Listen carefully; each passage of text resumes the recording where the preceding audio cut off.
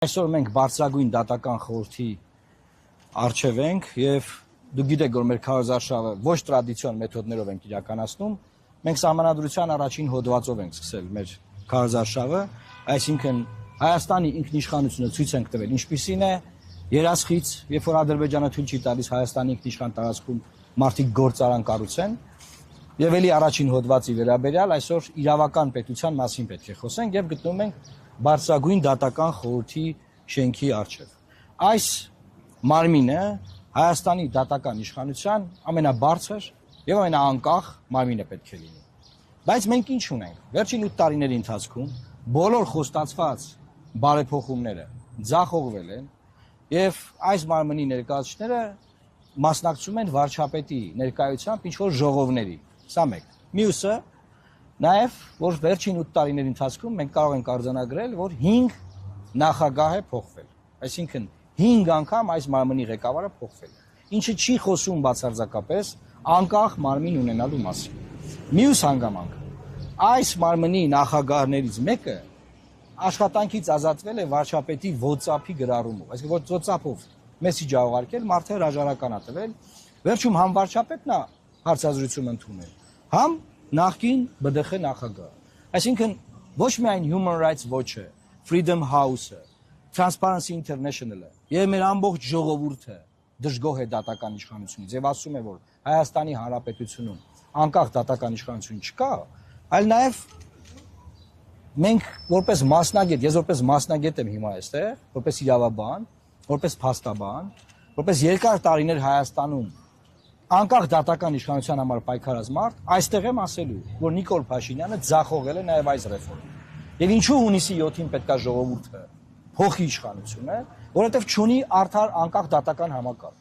Եթե նախկինում ցածր աշխատավարձերով էին դատավորները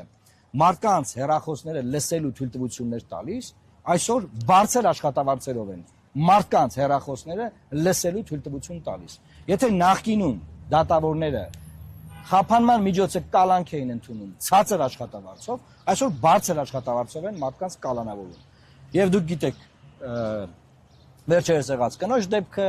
եւ նաեւ ուզում եմ ասել, որ երբ որ խոսում են Հայաստանը Եվրոմիություն տանելու մասին, դա ինստիտուտների մասին է։ Մենք մեր ժողովրդին չենք խափում ասում, թե երկիրը տանում ենք Եվրոպա։ Մենք ասում ենք եվրոպական չափանիշներն ենք բերելու Հայաստան։ Դե Հայաստանում եվրոպական չափանիշ լինի, դա նրա մասին չի, որ չգիտեմ Անտոնիո Կոշտան գա Երևանում ելույթ ունենա։ Դա նրա մասին է, որ մանկապղծության դեպքը չի կոծկվում։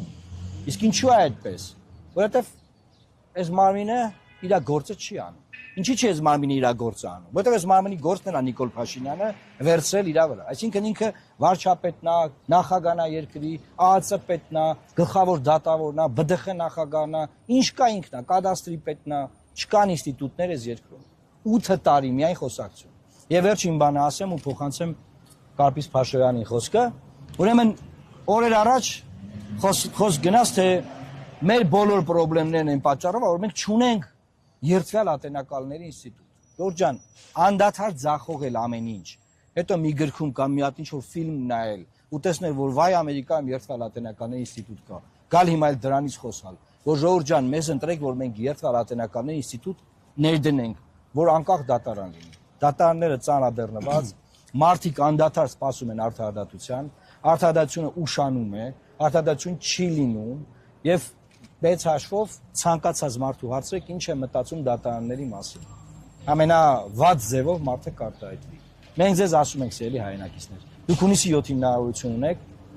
քվեարկելով մեր օգտին ամբողջությամբ վերից վար փոխելու այս համակարգը։ Ուրիշ տարբերակ չկա։ Երբ որ վեթինգ բառը չգիտեին այստեղ մեր պարլամենտում Լուսավոր Հայաստան կուսակցությունը ներկայացրեց վեթինգի կոնցեպտ։ ԿՊ-ն վերցրեց վեթինգի կոնցեպտը եւ ինչ արավ